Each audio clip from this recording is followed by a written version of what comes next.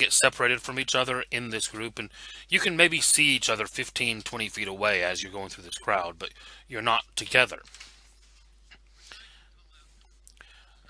And oh yeah, most of you have traveled trods before. I'm not talking about the trod. I'm talking about when you step out of the trod, you're stepping into a crowded area of about 1,000 people. Yeah, you're stepping into a crowd of people. Yes, he is. Um, Now then, starting with Dwight, as you are coming out, um,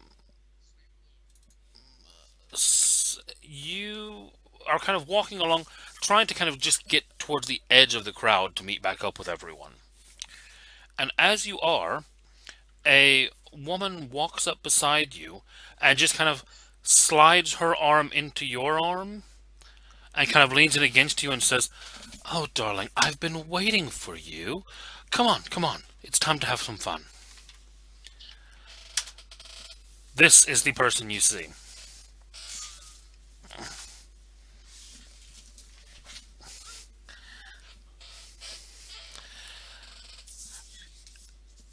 Almost, almost at the same moment, Colin, you have almost the same interaction occur to you as this girl runs up to you, puts an arm around your waist, and says, "Ah, I finally found you. Come on. There's a party, and I definitely want to take you there. And I will send you. This is the person that puts her arm around you. How would you be detecting that? Well, I mean, obviously, you can see. No, she is not.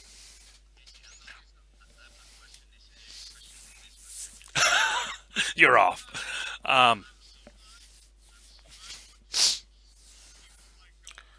Okay. Okay. That's fine. Um, you're in a hurry. Um, Jack, um, since you're a bit taller than the rest, you kind of look over the crowd a bit and you see both Colin and Dwight with a dark haired woman at their side, heading towards the edge of the crowds. Just about the time that you feel an arm come up and touch the small of your back and kind of smile up at you and say, "I thought you were going to keep me waiting all night. Where have you been? Come on, we'll be late."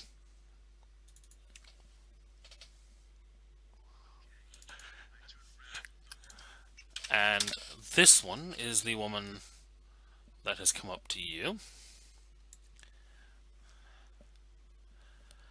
Meanwhile, Victor, um, as you're walking through the crowd, you feel again a woman come up just to your side, but instead of putting an arm around you, she actually kind of almost steps in front of you and she leans in very close to your face, reaches an arm out to, and kind of rubs it along your cheek and goes, you missed a spot there. That's better." And then licks her finger and smiles at you and says, come on, let's go."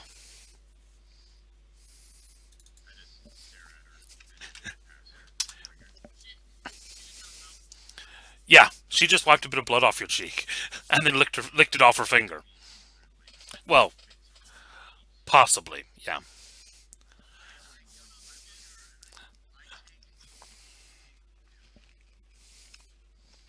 Okay. And what does that tell you exactly? Um, Not a changeling.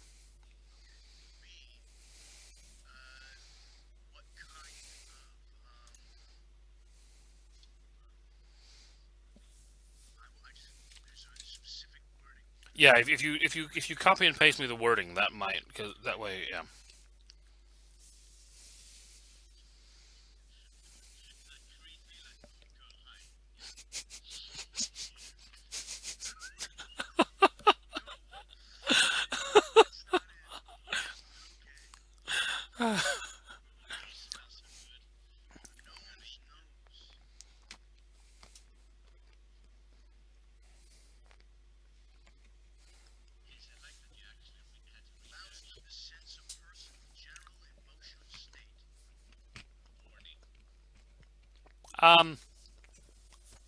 Excited, cheerful, curious. Um,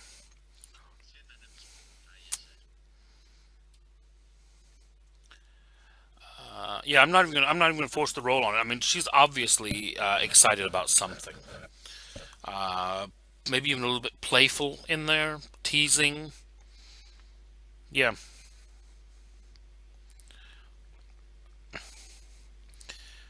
Meanwhile, Charles, you try to walk past this girl, and she immediately kind of gives a bit of a pouting face and just leans in and puts her arms around you and says, "Oh, come on now, don't leave.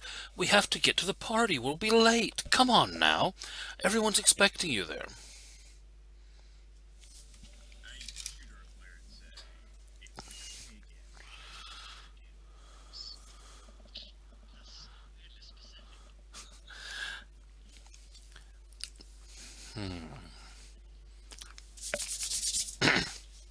Okay. In that case, let me just consult my chart here to make sure I am looking at the right one that I put with you.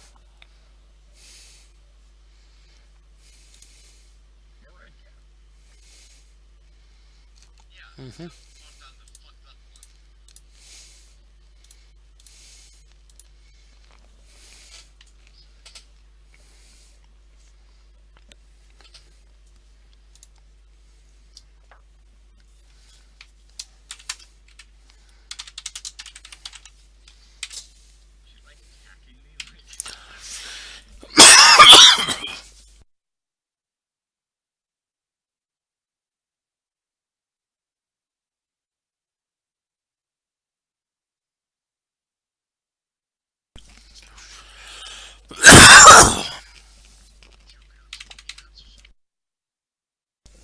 Sorry about that. Peanut M&Ms.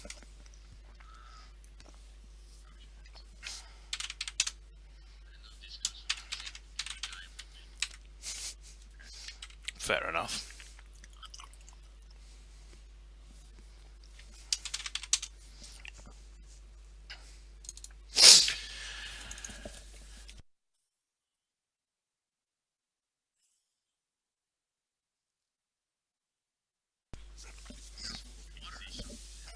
Yeah.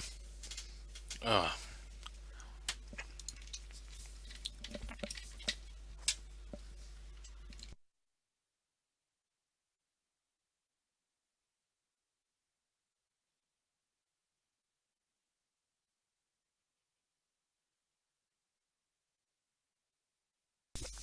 Much better than water. Huh? Um,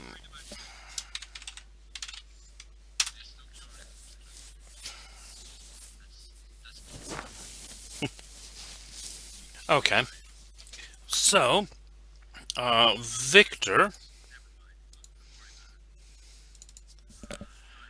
Victor, give me a.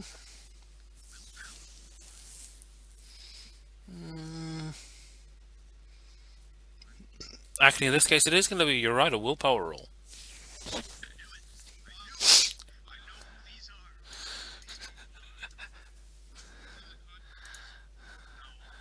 No spoilers. If you've worked it out and they haven't, no spoilers.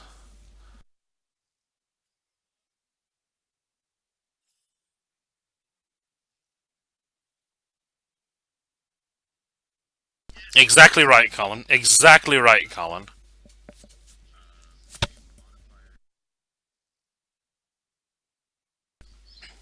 Very nice. And let's see here.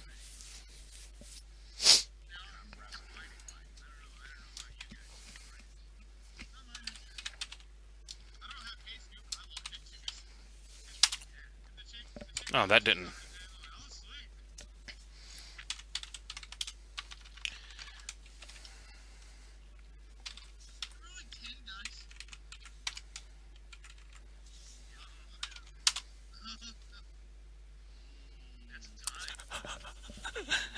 That is a tie.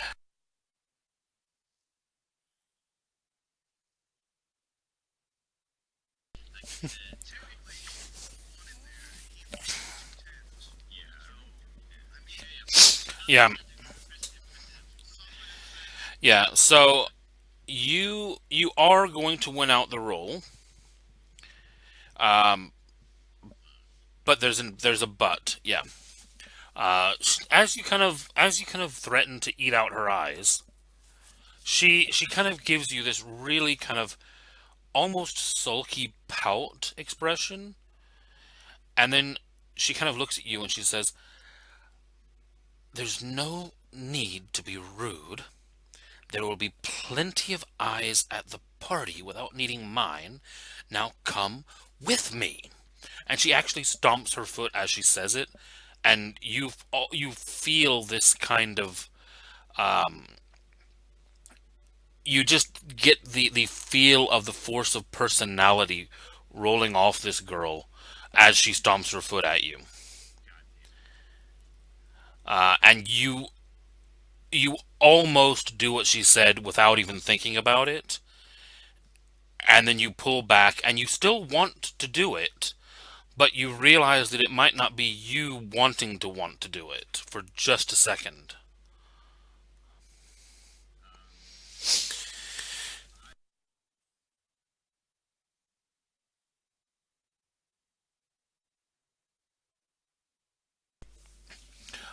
All of her tattoos are actually Disney tattoos. They're like it's kind of strange actually because it's like a lot of Disney characters but drawn in like a gothic style.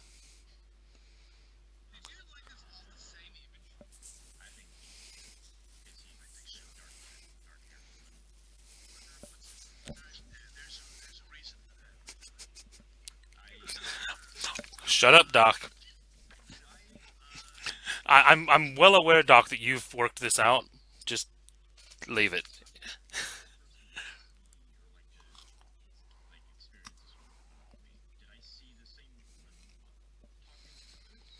You were far enough apart that you saw like black hair, bits of black clothing, but you didn't get a good enough look to see. They're all kind of similar, at least. Yeah.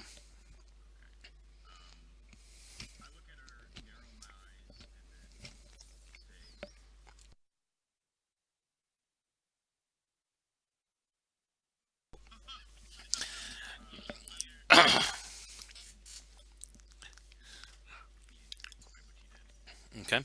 She immediately gives a little bit of a giggle, smiles, puts her arm in locks her arm in yours, and starts skipping off through the crowd, leading you off towards Main Street.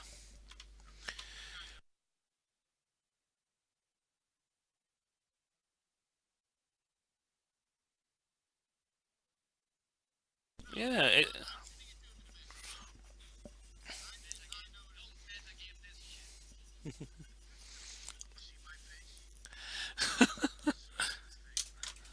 you you each get led off by your prospective lady. Hmm. Uh huh.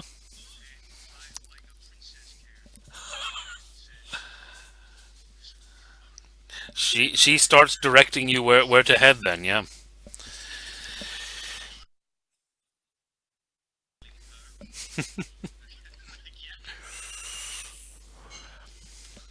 Okay.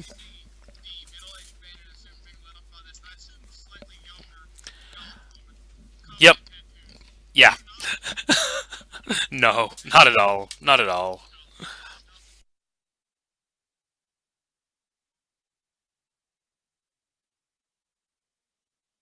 Yeah, he's paid her. Yeah. Um, you're heading back down the road, leading down Main Street. Yeah, you look out and you see Colin and Dwight are ahead of you, and they're not together, but they are both heading the same direction.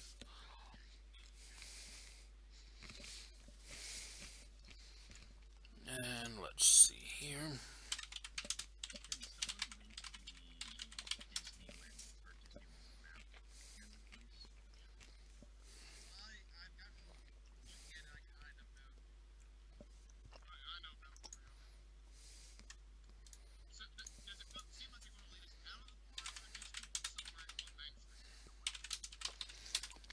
It's hard to tell that because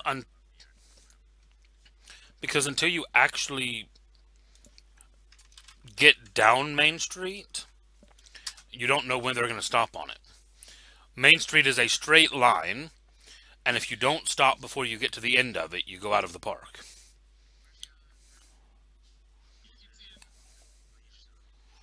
It's just the actual map, yeah.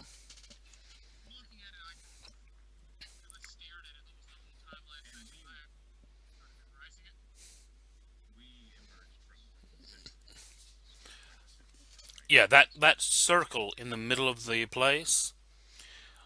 If you look at the castle, it's covered up on the map by the P and the wheelchair symbol, but there are four pathways leading out of the castle at the four compass points. There's a wide one to the north, there's an equally wide one to the south, and then there's the narrower ones east and west. You emerged on the one heading south, and you're now being led south down Main Street.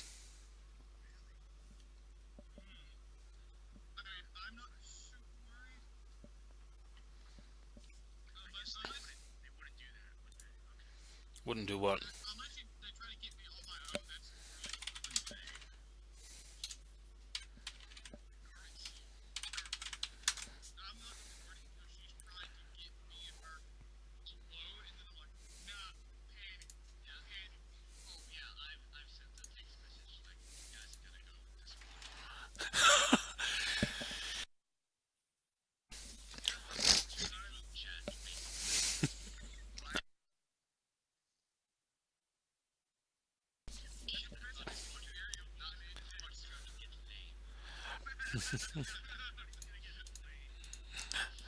Um, Taylor, you actually will get there first. Yep, that was all. That was purely just the order that you were gonna meet them in. 1 through 10 makes it easy. Um, you get led about 2/3 of the way down Main Street, uh, and she actually stops. Kind of. Um, if you look at where the actual part on the map that says Main Street, and there's kind of an orange building, and then right next to it a orange roof, and then a blue roof. There you actually have the Disney Art of Animation, which is like an art studio, and you have a jeweler's. And in between there, you actually see a door. And it's not like listed as like a shop door or anything like that. It's just a door with the number 33 at the side of it. Looks kind of like what you would see on an actual like house on a street, not a shop door. Yeah.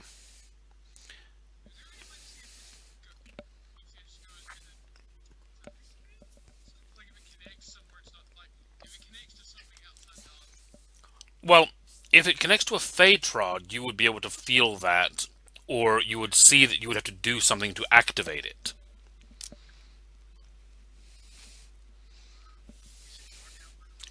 It's quite dark at this point. Bearing in mind that it was about an hour and a half before closing when you entered the park. So it was already like half eight when you came into the park.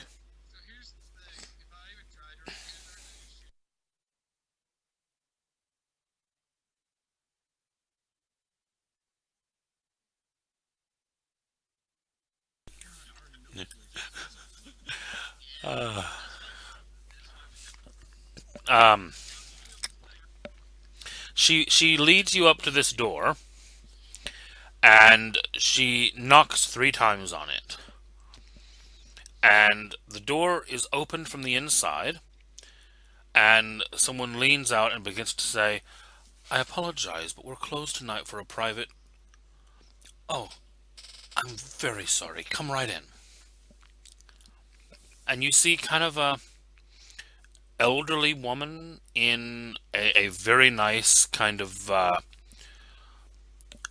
white and black kind of formal. Um, it's got a skirt and then a blouse and then a jacket, and it looks very much like what you would see like an old lady wear to church or to a funeral.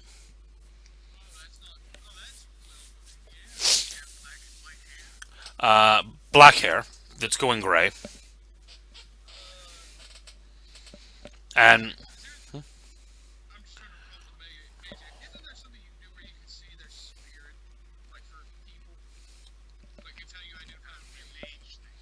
that would be a mage sensing auras. Yes, not really. There are certain ways that you can.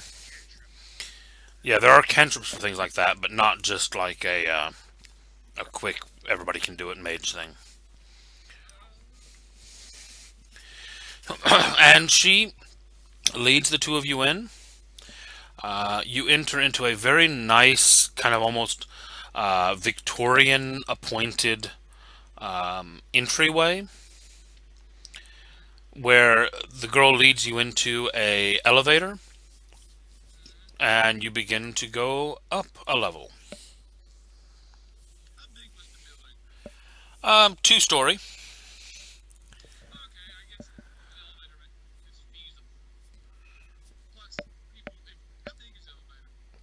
Um, about big enough for maybe 4 people. Yeah, wheelchair accessible. Yeah.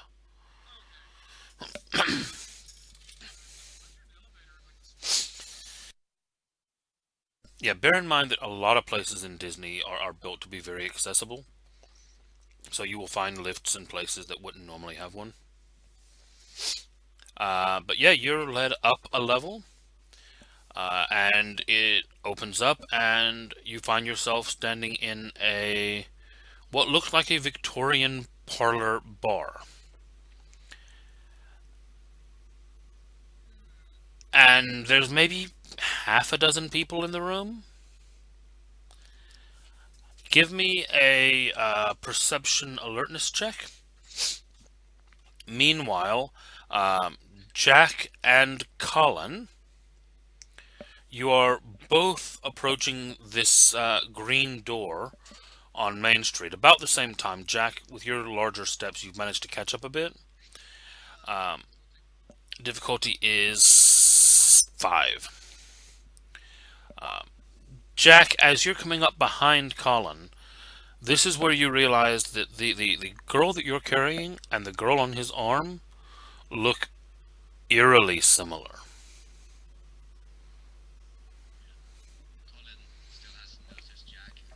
Yeah, he's coming up behind you, so you're.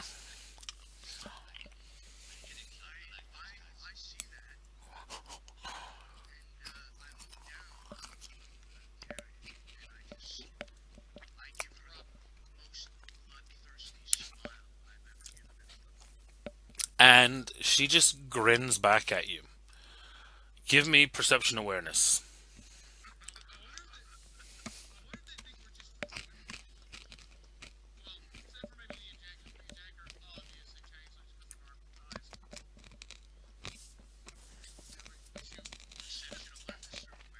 Um, Awareness. Oh no, sorry, alertness. Alertness.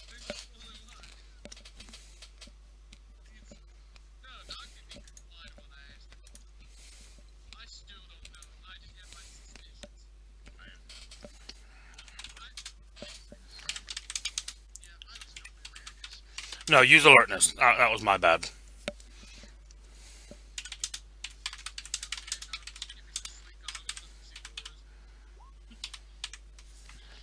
Jeez.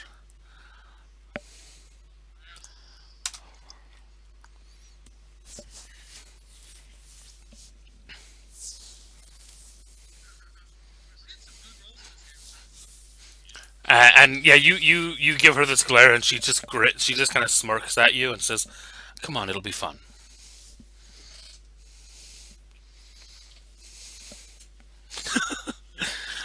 Colin, as you're going through this door and this woman is greeting you, uh, the door goes to close behind you, and that's whenever you feel it get pulled open again, and you kind of look back a moment, and you see Jack with a girl that looks just like the girl that's been on your arm in his arms.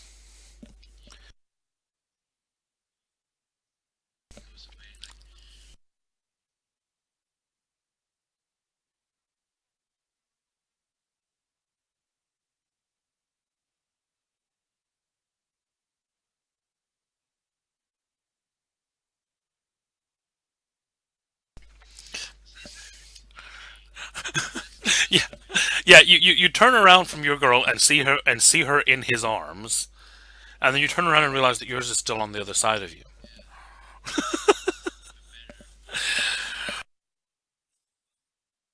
And as the four of you are waiting for the lift to come back down, the door opens again as Victor enters with another girl that looks just like the two of them.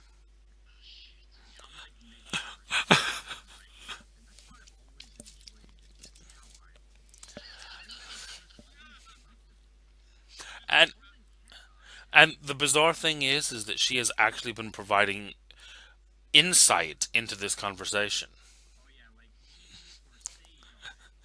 Yeah, she's been talking about ways to batter and fricassee them.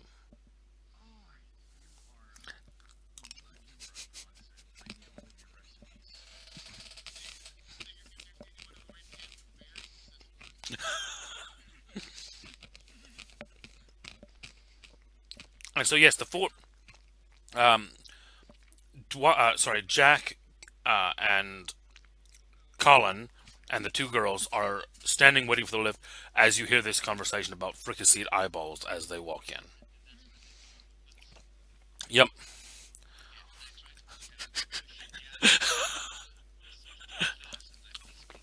Yeah. There's room for about four people, so six of you is going to be a tight fit.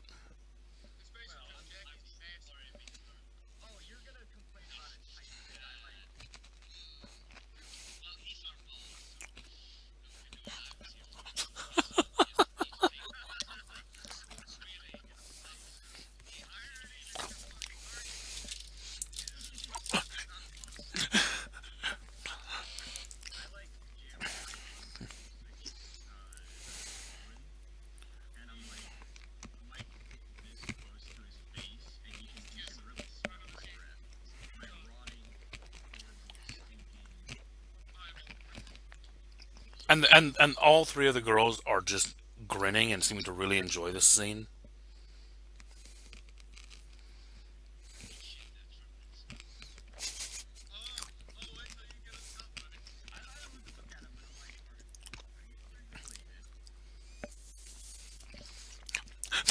They kind of look at each other and then just kind of giggle and smile at you. The six of you manage to cram your way in and head up. Do you want to press the alarm?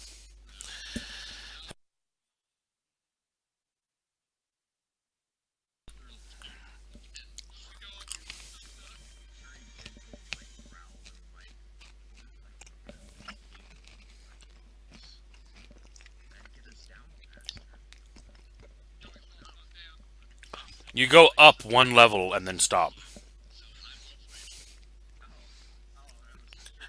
Yeah. But by the time you start thinking about these things you can do, it stops.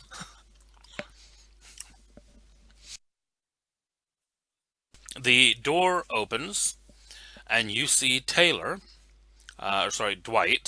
standing with the same the same girl on his arm.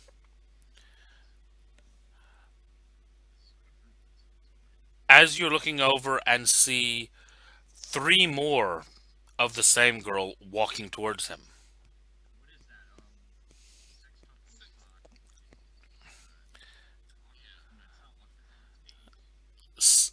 septuplets.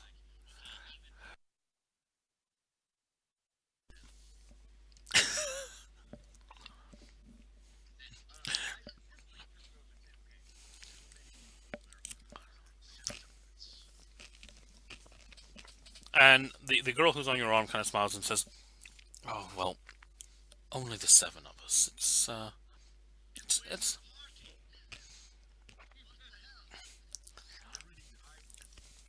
well, as you're looking around, you do see that there's maybe a half dozen other people in the room as well. All of them dressed in very kind of um, trendy but dark toned clothing. Um,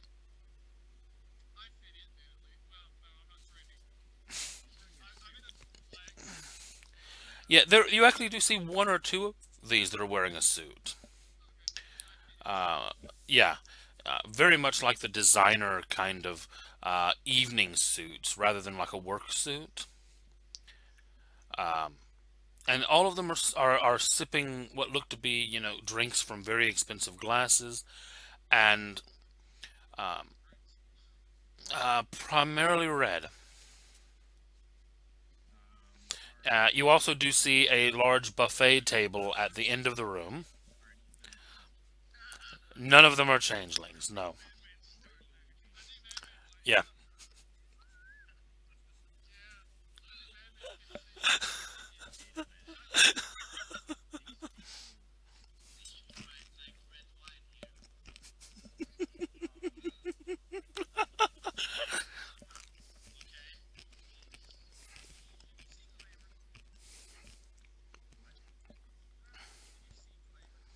Um, you can take a kinning roll to feel it out. Make a roll. Perception kinning.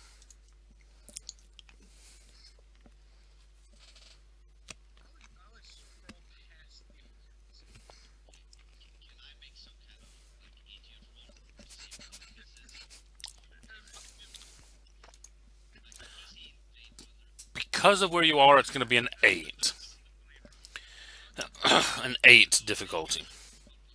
Yeah, Blade's different. Blade Runner is.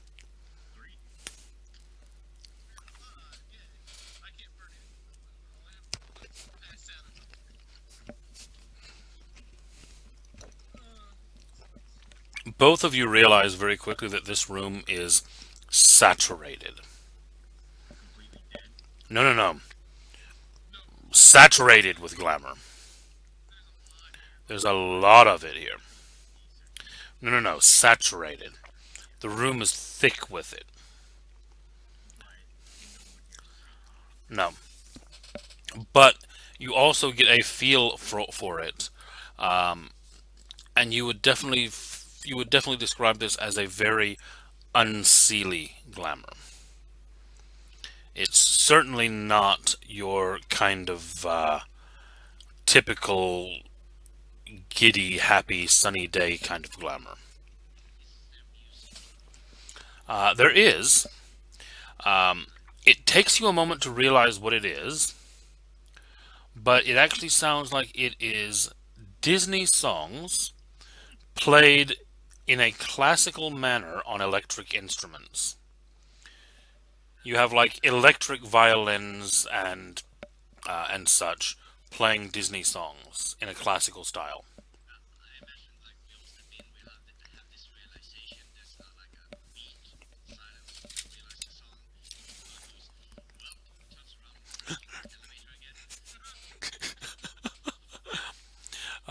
One of the girls steps forward and says, "Oh, come on now, not leaving already, are we? The party's just about to begin."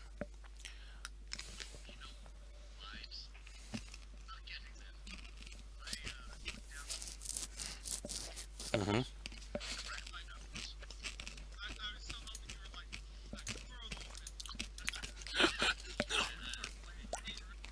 You haven't had time to discuss that.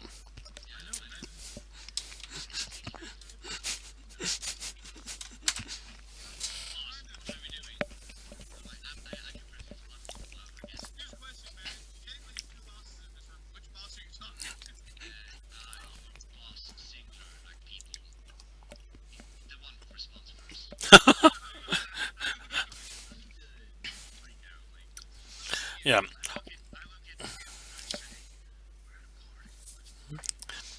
As as you're all kind of having this moment to look around, and you're having this moment of heading back to to the elevator, madman, which you notice, by the way, when you press the button, the light does not light up.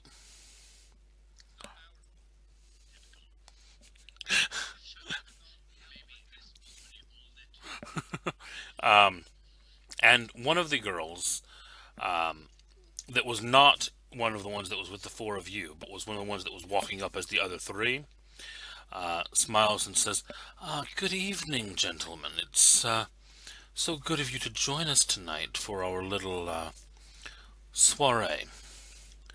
We, well, we were informed that there were some very important visitors to the park, and of course, Club 33 is the most exclusive place in the parks.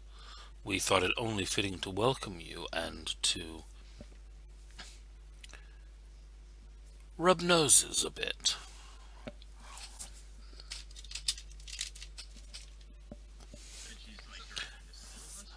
To all of you. Yeah.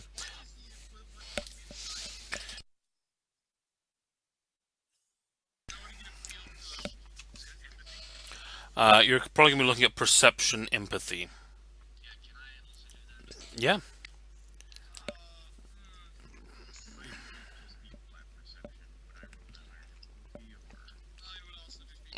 Yeah, you're going to have a +1 difficulty if you don't have any empathy.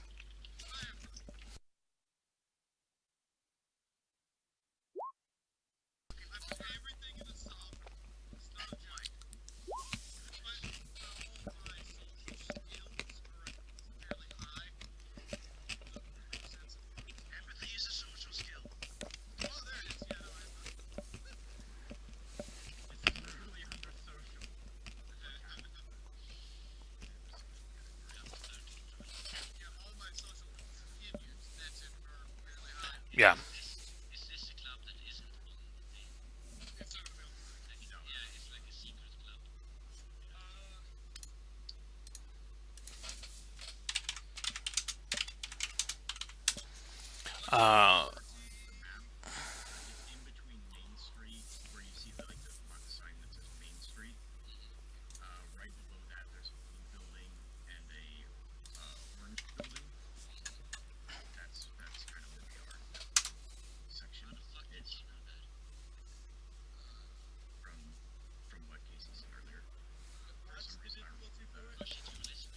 Uh, your difficulty is going to be an 8.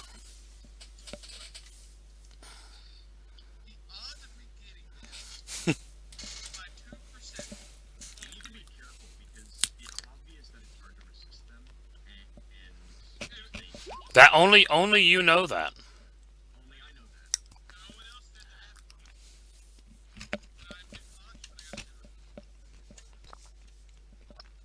Okay, Cullen, you're specifically trying to work out if they're trying to eat you.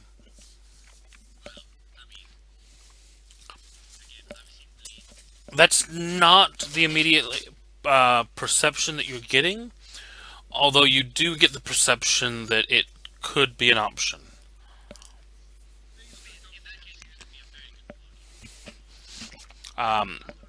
What is it you're looking for, Victor?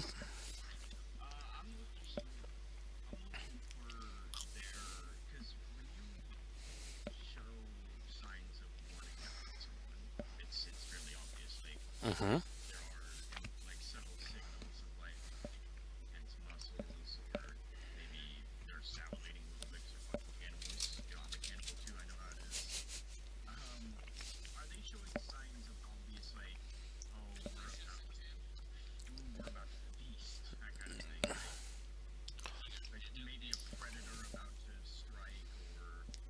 With three successes like that, what you pick up is that there is one of the seven, who is actually one of the three that's come up, not any of the ones that came in with you, but one of the three that was already here, who's kind of standing to the back of the others, who seems quite nervous.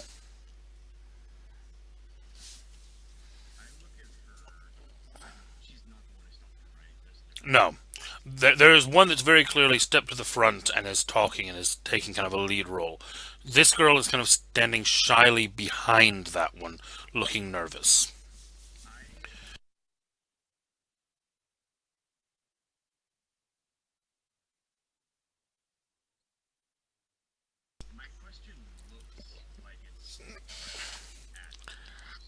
Hmm.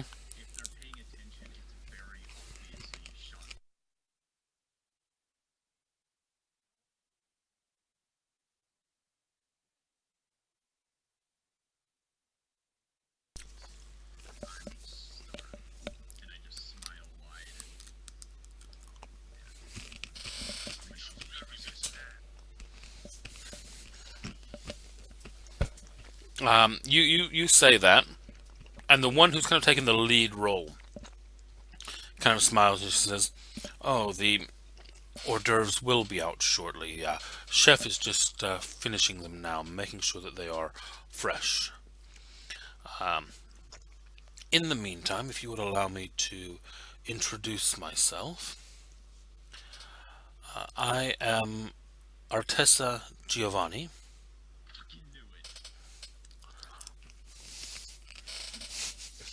and these are my sisters."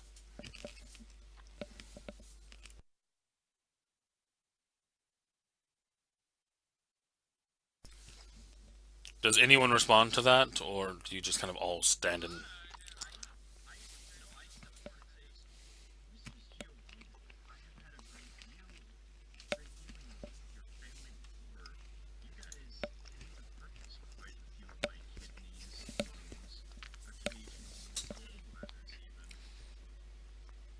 Ah, really? I didn't realize. Are you local to the area?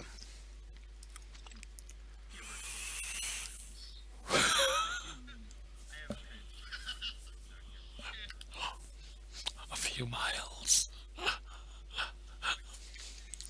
A few thousand miles?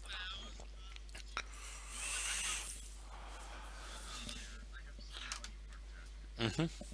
Yeah, no, I get what you mean, yeah.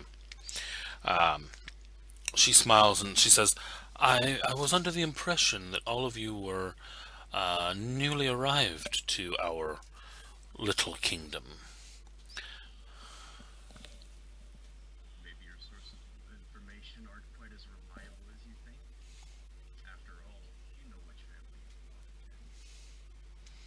She kind of thinks a moment and nods, and then she kind of glances over at who you knew was the sister that was nervous, and she says, "Please check with Adrian and confirm vigorously the information that he was given." And the nervous one kind of nods and steps away and moves uh, back towards the back of the room to another door that you see back there. And then the Artessa turns and she says, "Now, in the meantime, by all means, uh, there is always business to be discussed, but there is no need to begin with that. You are guests, you are new to the area. Enjoy our hospitality, and we will have time to discuss other matters later in the evening." And the girls that led you in basically all at this point are, waving over waiters to get drinks, and still seeming ready to enjoy the evening with you.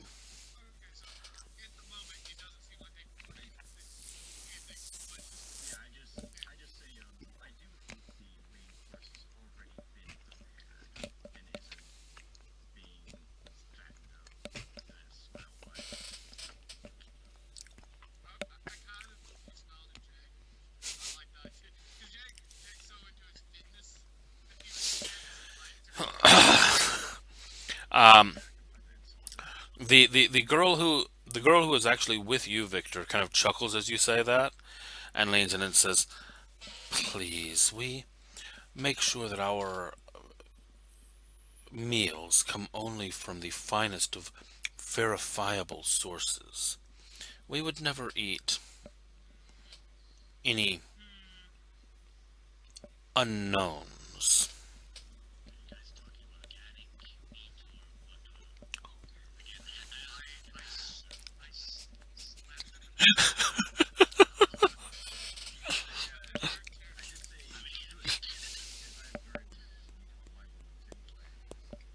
Yes, yes, of course.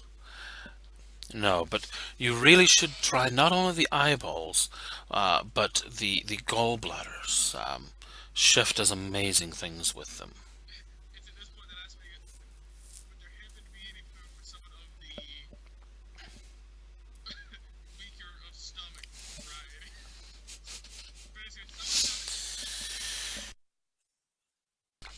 Um, the girl who is with you kind of smiles and she says, "Oh yes, we always keep a few more normal park fare dishes around for Mercy. So I'm sure there will be a few things that suit your palate." Yeah, she said that as if it was a person. From what you can take from it,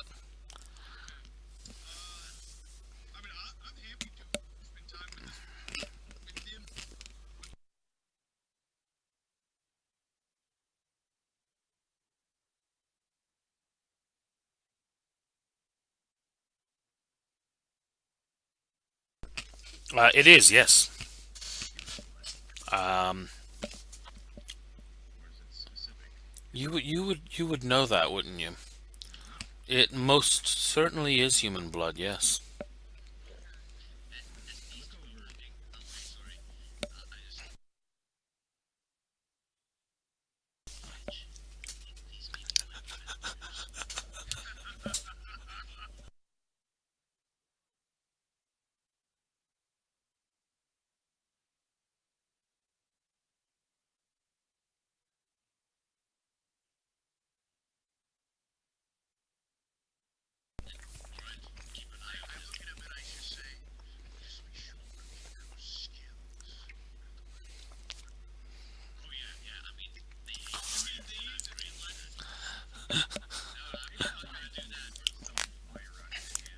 Yeah. Yeah. There are three or four. The room is kind of shaped like a giant L shape, as if the kitchen is kind of a separate room filling in the rest of the floor. Um, yeah, quite like a very kind of high end diner bar.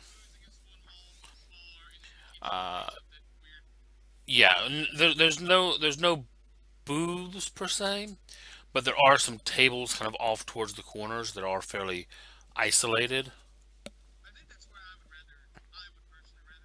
Okay.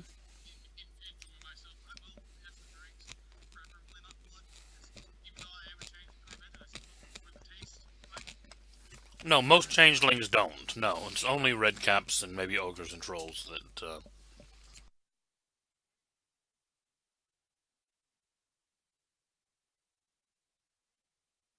Yeah, I mean, um, when you approach the bar, he does ask you if you would like the regular. But if you say no to that, then he offers you a full bar menu of everything else as well. Hmm.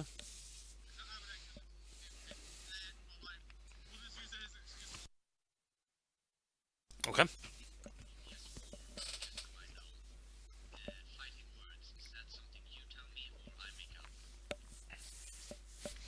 You tell me that you're wanting to use it and who you want to be involved, and then we'll work on it from there.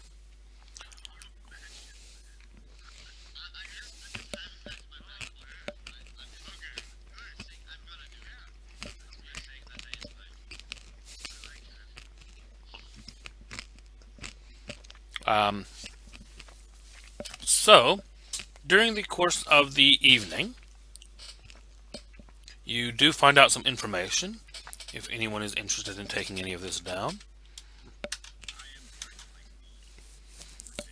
Hmm. Okay. Well, I'll go over the basics and then I'll break down into that. So Colin The girl who met with you is Amber. Jack, you were met by Constance. Dwight was met by Helena.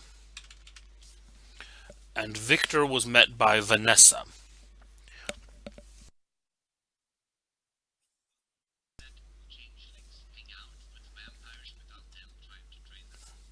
Um, it's not a common thing, but you also know that there is a very odd balance of power in Disney World, where there are a lot of groups living very close to each other.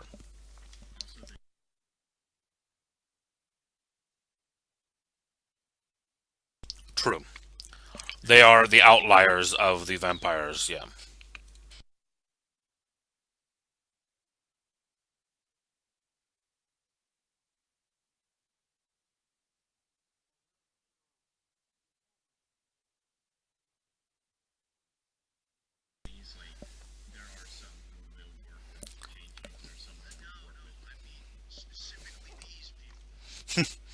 Yeah, in character, you've got no inclination of that. Not, yeah. Yeah. Yeah, they all are.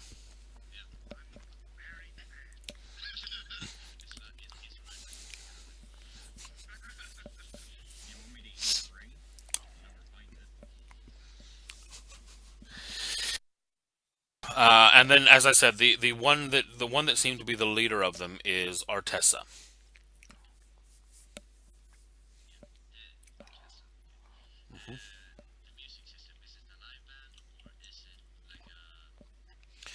It is a trio of live musicians.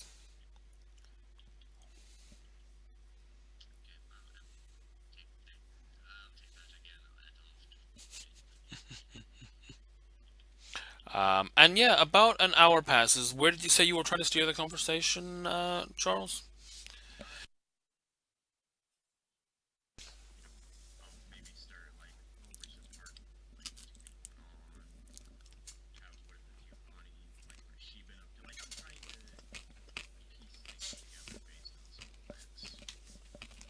Okay. Well, last week, as you kind of start turning things that way, was the very first of the season of Mickey's Very Merry Christmas Party,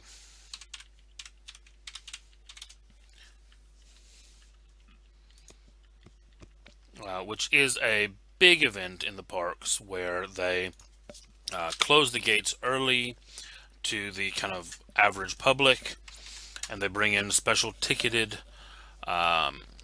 people for a special event where they have, extravagant fireworks and snow on Main Street and special events, special characters, and it's just kind of an extra exclusive celebration in the park.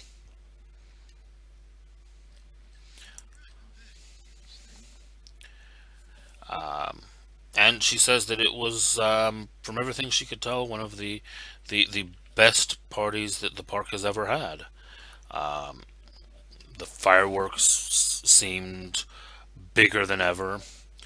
The snow on Main Street was much you know much better than it's ever been before. It was thicker, and it laid better, and it was just really, an amazing feel to the place, and everything just felt perfect.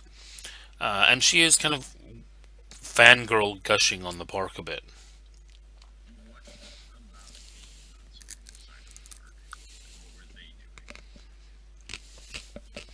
Well, celebrating, of course. It's. I mean, obviously, it's the park all year round, but these parties, they're special. They're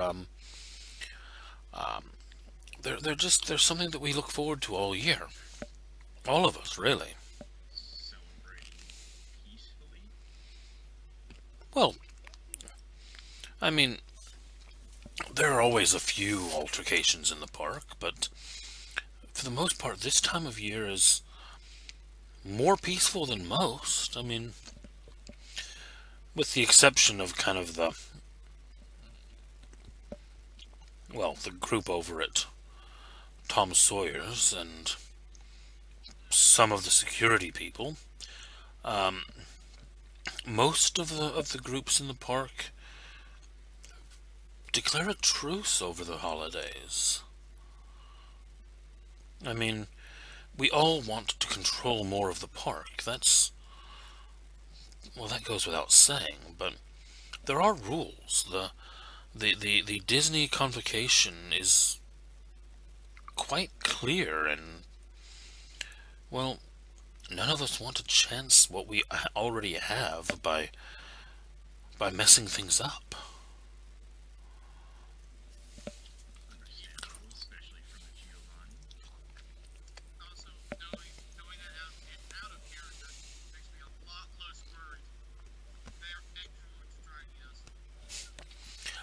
Yeah, you do know from the information that you were given on your way here, it would have been in the pamphlet that the Disney convocation was an agreement that is actually quite historic, and that it was signed by all of the major um, special groups. One of the few times that all of the groups have come together and agreed on something, and it was basically a uh, witnessed, oathed, um, magically and spiritually enforced document that basically bound all of the groups to an agreement that the war for this place of power must remain in the shadows, and that basically whatever happens in the dark of the night, um, when dawn breaks, the illusion of the magic and perfection of the park